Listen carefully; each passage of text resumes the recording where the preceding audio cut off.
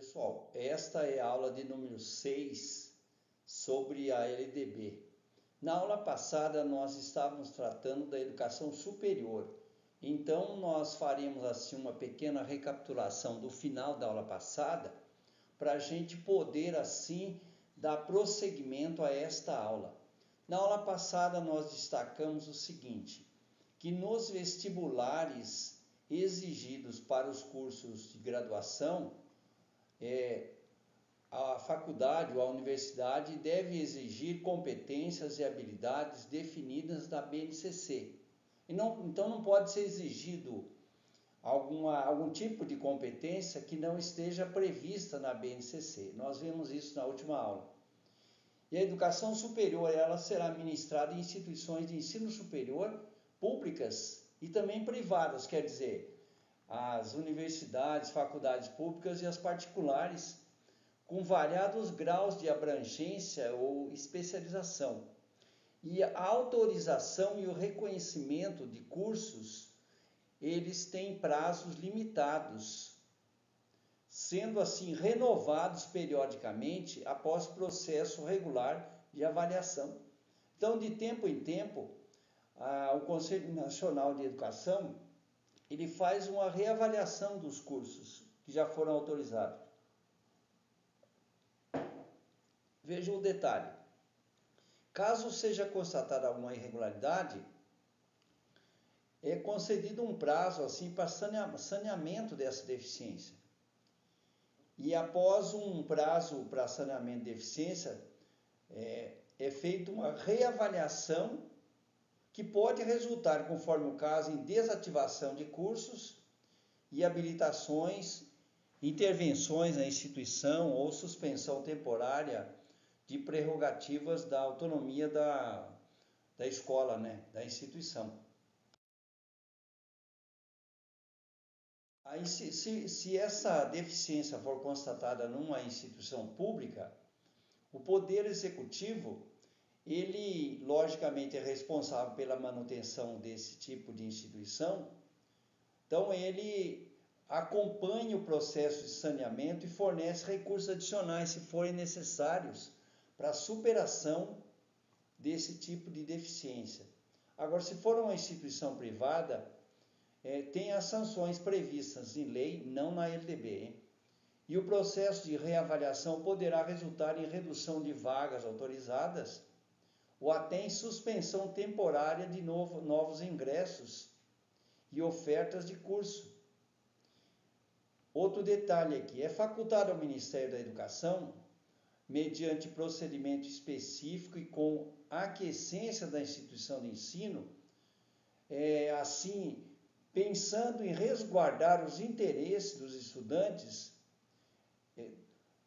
comutar as penalidades previstas em lei por outras medidas que favoreçam aos alunos, quer dizer, desde que adequadas para a superação das deficiências e irregularidades constatadas, mas pensando no aluno, porque uma universidade precisa, em primeiro lugar, analisar o impacto que haverá nos alunos. E o Conselho Nacional, quando ele está fazendo essa avaliação, ele verifica isso para que os alunos também não sejam prejudicados.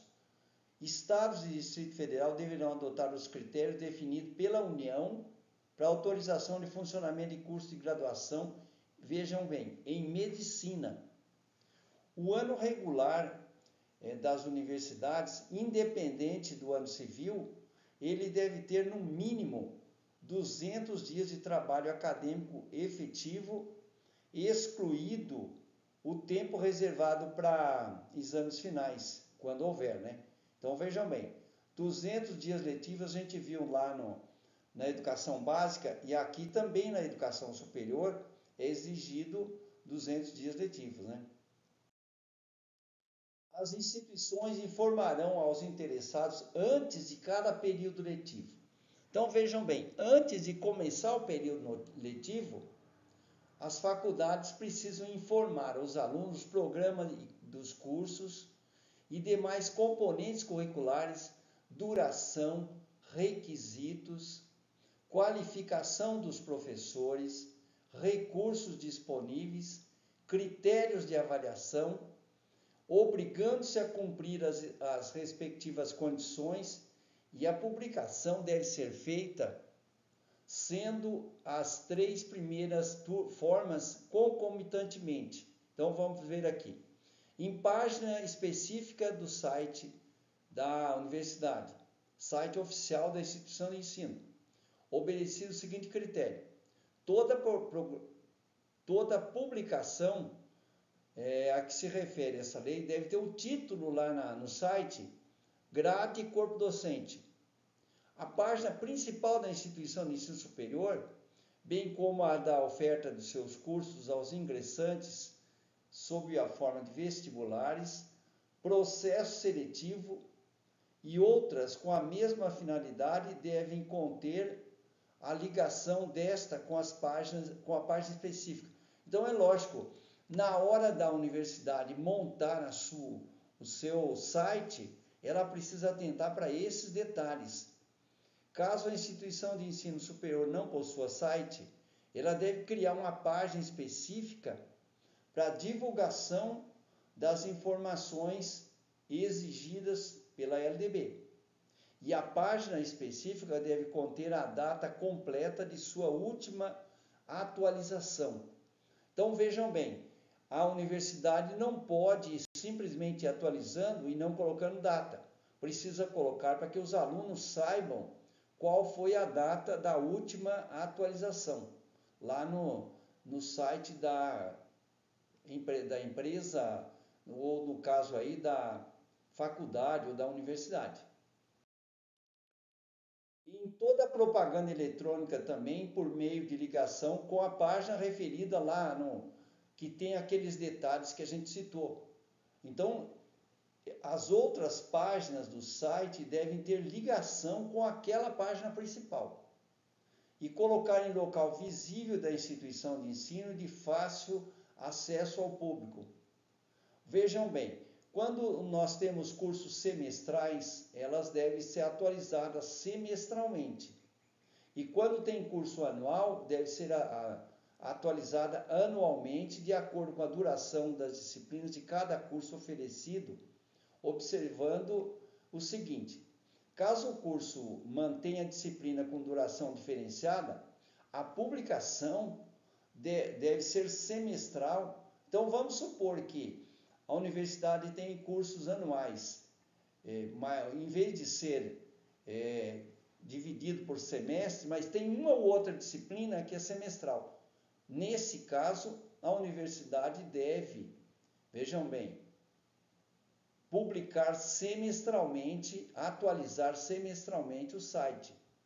E a publicação deve ser feita até um mês antes do início das aulas, para que os alunos, quando entrarem no curso, saibam onde estão entrando, né?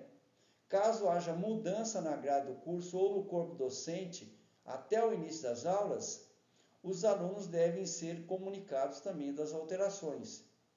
Deve conter as seguintes informações: lista de todos os cursos oferecidos pela instituição de ensino superior, lista das disciplinas que compõem a grade curricular de cada curso e as respectivas cargas horárias. Na prática, precisa ter, por exemplo, a grade curricular de cada curso, e nessa grade curricular já consta o nome da disciplina e a carga horária, né? Isso precisa ser feito por curso, para que o aluno de determinado segmento tenha condições de verificar tudo antes do início das aulas. Vocês viram que deve ser, no mínimo, um mês antes do início das aulas. A identificação dos docentes que ministrarão as aulas de cada curso e as disciplinas que ele efetivamente ministrará no curso. Sua titulação, abrangendo qualificação profissional do docente, tempo de casa do docente de forma total, contínua ou intermitente. Então, por exemplo, se o titular lá do cargo de professor deu aula um período e ficou fora e depois retornou, esses detalhes precisam constar nessa informação aqui também. Os alunos que tenham extraordinário aproveitamento nos estudos, vejam bem, durante o curso, muitas vezes, aparecem alguns alunos que se destacam de forma extraordinária. Eles podem fazer avaliações específicas aplicadas por banca examinadora especial e poderão ter o período de duração dos seus cursos abreviado, de acordo com as normas do sistema de ensino. Então vejam que não é simplesmente, aqui na LDB não consta esses detalhes, mas esses detalhes estão em diretrizes curriculares expedidas pelo Conselho Nacional de Educação. É obrigatória a frequência dos alunos e professores, salvo nos programas de ensino à distância, As instituições de ensino superior oferecerão no período noturno, vejam um detalhe aqui, as instituições públicas deverão oferecer no curso noturno, no período noturno, cursos de graduação nos mesmos padrões de qualidade mantidos no diurno, sendo obrigatória a oferta noturna nas instituições públicas. Então, por exemplo, se você está estudando numa instituição pública durante o dia, precisa que o mesmo curso tenha também no período noturno, porque de repente você precisa mudar de turno e tendo o curso noturno muitas vezes facilita e garantida a necessária previsão orçamentária. Diploma de curso superior reconhecidos, quando registrados, eles terão validade nacional. Então, por exemplo, você faz um curso de engenharia lá em Fortaleza, você chega aqui na cidade de São Paulo, esse curso tem a mesma validade, porque vejam bem, pela LDB, a validade dele é nacional, Eu estou dando um exemplo do curso, mas todos os cursos superiores têm essa validade. Os diplomas expedidos pelas universidades serão por elas próprias registrados. Então, por exemplo, você faz um curso numa universidade, seja qual for o curso superior, ele é registrado na própria universidade.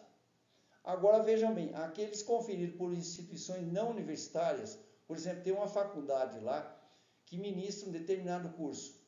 Ele não será registrado na faculdade, mas ele é registrado em universidades indicadas pelo Conselho Nacional de Educação. Os diplomas de graduação expedidos por universidades estrangeiras, vejam bem, você fez um curso lá no exterior, ele precisa ser aqui revalidado por universidade pública, que tenha o curso do mesmo nível e área ou equivalente, respeitando-se os acordos internacionais de reciprocidade ou equiparação. O Brasil tem alguns acordos com alguns países que permite validar aqui no nosso país cursos feitos lá no exterior. Tem alguns acordos nesse sentido, mas não faz parte aqui do nosso contexto, Diplomas de mestrado e doutorado expedidos em universidades estrangeiras poderão também ser reconhecidos por universidades que possuam, cursos de pós-graduação reconhecidos e avaliados na mesma área de conhecimento e em nível equivalente. Então, você foi lá, fez um mestrado em outro país, você pode, no caso aí, validar esse mestrado ou doutorado aqui no Brasil, numa universidade que tenha o curso na mesma modalidade, do mesmo tipo que você fez lá no exterior. As instituições de educação superior aceitarão transferências de alunos regulares para cursos afins, na hipótese de existência de vagas, e mediante processo seletivo. Então, por exemplo, se você vai ser transferido de uma universidade para outra, precisa haver um processo seletivo para a nova universidade aceitar a sua transferência, a não ser que seja transferência ex officio na forma da lei. Tem algumas situações que são excepcionais. As instituições de ensino superior, quando da ocorrência de vaga, abrirão matrícula nas disciplinas de seus cursos a alunos não regulares que demonstram capacidade de cursá-las com aproveitamento. Mas vejam bem, mesmo nesse caso, passa por processo seletivo. Não é simplesmente matricular na disciplina lá sem nenhuma uma avaliação, né? Passa por um processo de avaliação.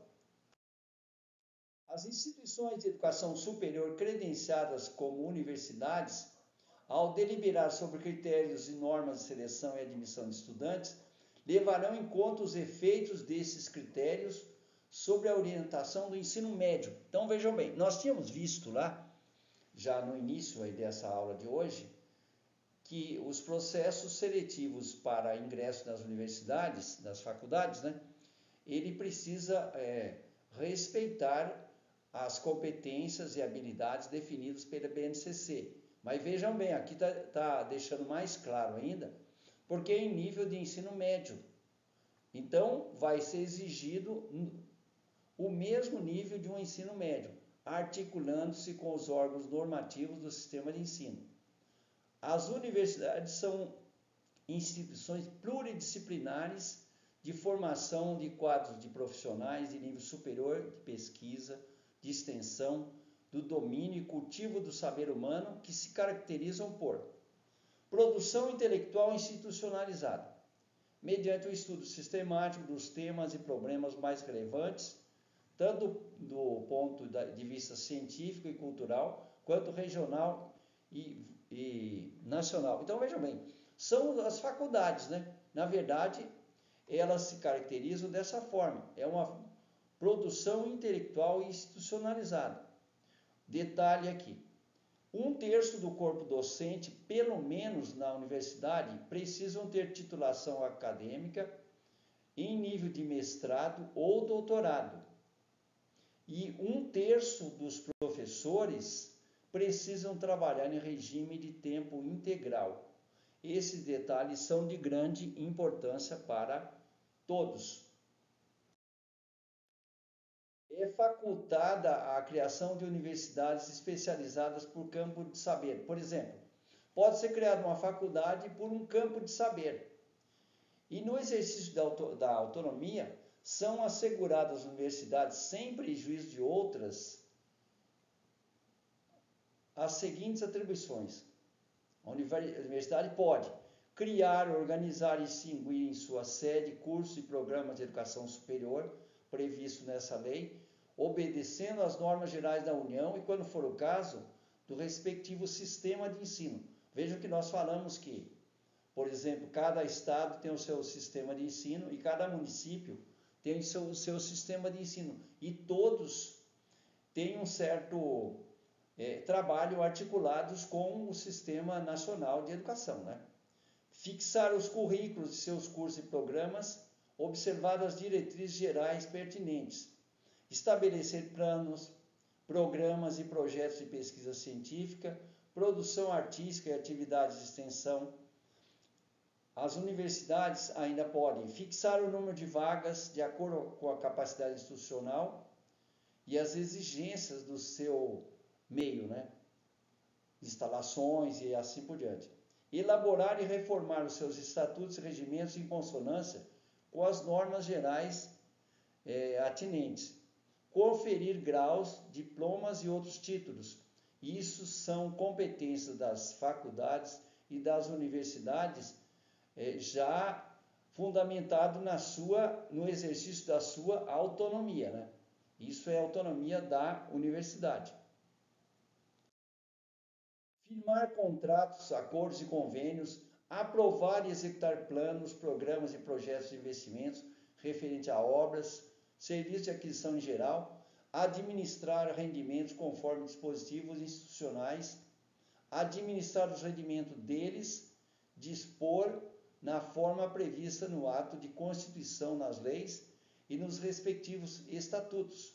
Então, contanto que a universidade siga o seu estatuto, logicamente o estatuto é balizado na legislação, então não tem problema nenhum. Receber subvenções, doações e heranças Então, as universidades podem receber herança, doações financeiras resultantes de convênios com entidades públicas e privadas.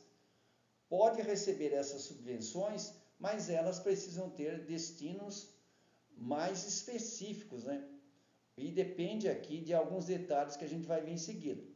Para garantir a autonomia didático-científica das universidades, caberá aos seus colegiados, vejam bem, colegiados de ensino e pesquisa, decidir, dentro dos recursos orçamentários disponíveis, sobre criação, expansão, modificação e seleção do curso, ampliação e diminuição de vagas, elaboração de programação dos cursos.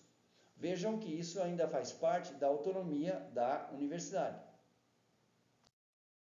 Programação de pesquisa e das atividades de extensão, contratação e dispensa de professores, planos de carreira. Detalhe aqui, as doações, inclusive monetárias, poderão ser dirigidas a setores ou projetos específicos, conforme acordo entre doadores e universidades. Isso nós estamos falando de uma forma genérica, mas vejam aqui o detalhe. No caso das universidades públicas, os recursos das doações devem ser dirigidos ao caixa único da instituição, com destinação garantida às unidades a serem beneficiadas, mas esse dinheiro deve entrar no caixa único.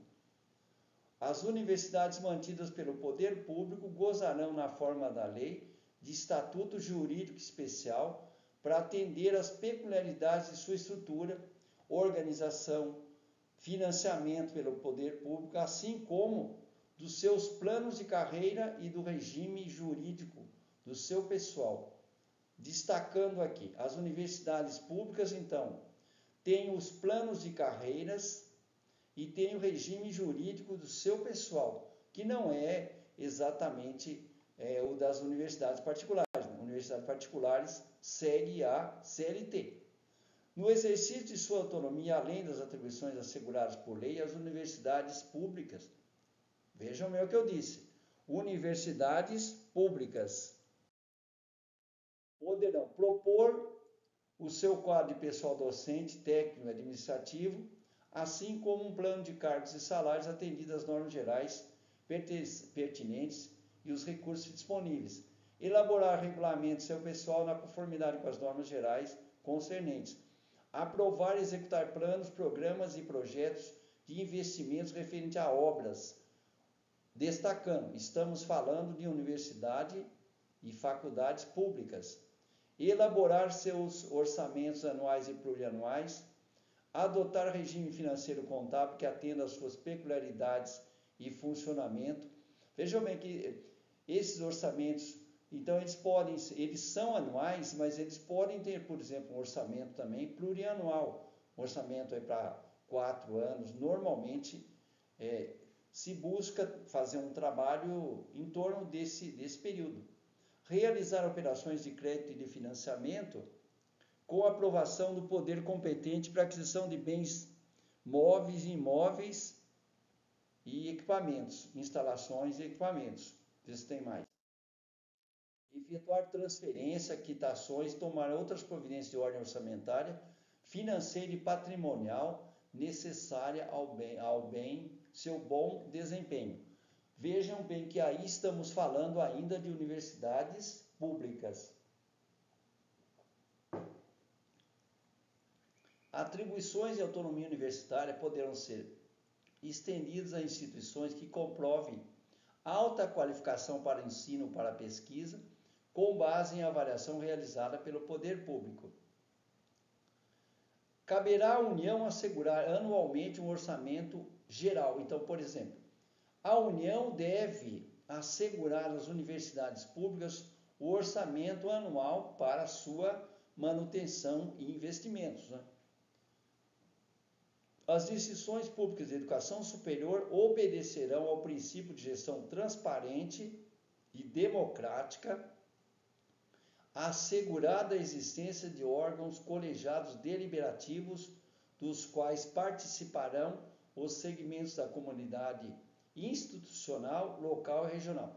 Então, as universidades públicas ou instituições públicas de educação superior, elas precisam ter os seus colegiados com poder de deliberação, hein? Esses detalhes são importantíssimos. Em qualquer caso, os docentes ocuparão 70% dos assentos em cada órgão colegiado e comissão. Então, essas comissões e colegiados que a gente disse aqui, 70% deve ser ocupado por professores, inclusive para a escolha dos dirigentes da instituição. Nas instituições públicas de educação superior, o professor ficará obrigado ao mínimo de 8 horas de aulas. Parece pouco, mas vamos destacar isso aqui.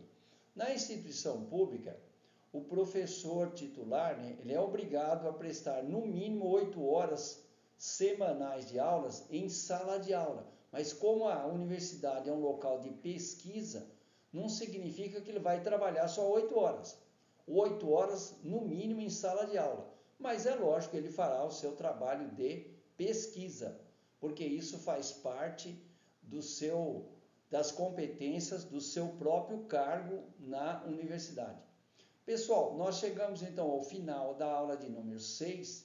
A gente se encontra na aula 7 e deixo aqui para vocês essa aula de uma forma assim clara. Procurem também assim inscrever-se no nosso canal aí, para vocês nos ajudarem a crescer. Estamos praticamente no começo, mas já estamos lá com bem mais de 500 seguidores e com a ajuda de vocês nós iremos crescer muito mais. Até a próxima então e obrigado pelo acompanhamento de vocês. Fiquem com Deus e a gente se encontra na aula de número 7.